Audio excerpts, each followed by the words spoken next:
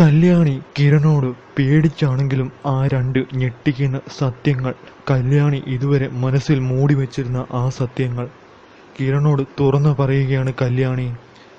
അത് മറ്റൊന്നുമല്ല, കിരൺ കല്യാണിയോട് ഒരു ദിവസം പറഞ്ഞിരുന്നു, കള്ളങ്ങൾ പറയുന്നത് എനിക്കിഷ്ടമല്ല, അങ്ങനെ പറഞ്ഞു കഴിഞ്ഞാൽ എനിക്ക് അവരോട് വെറുപ്പായിരിക്കുമെന്നും.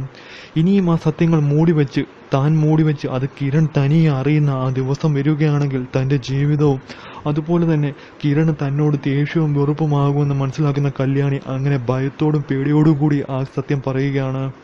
ഊമയാണെന്നുള്ള സത്യം നീ മറച്ചു വെച്ചത് നിന്റെ നിസ്സഹായാവസ്ഥ കൊണ്ടാണെന്ന് കിരൺ കല്യാണിയോട് പറഞ്ഞിരുന്നു.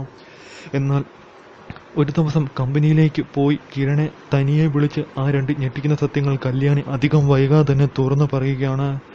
ഒന്നാമത്തെ സത്യം, കിരണ് എപ്പോഴും സംശയമുണ്ടായിരുന്ന ആ കാര്യം തന്നെ, പ്രകാശന്റെ സ്വന്തം മകളാണ് താനെന്നുള്ള ആ ഞെട്ടിക്കുന്ന സത്യം അങ്ങനെ കല്യാണി കിരണോട് വെളിപ്പെടുത്തുകയാണ് ചെയ്യുന്നത്. അത് കേൾക്കുക കിരണ് ഒരു ഞെട്ടലും ദേഷ്യവും എല്ലാം ചെറുതായിട്ട് കല്യാണിയോട് ഉണ്ടാകുന്നു. എന്തിനിത് നീ എന്നോട് മറച്ചു വെച്ചു എന്നും കിരൺ ചോദിക്കുകയാണ്. അത് പോട്ടെ എന്ന് വെക്കുകയാണെങ്കിലും മറ്റൊരു ഞെട്ടിക്കുന്ന സത്യം കിരണെ ഏറെ ദേഷ്യം പിടിപ്പിക്കുകയും വിഷമിപ്പിക്കുകയും സങ്കടപ്പെടുത്തുകയും എല്ലാമാണ് ചെയ്യുന്നത്.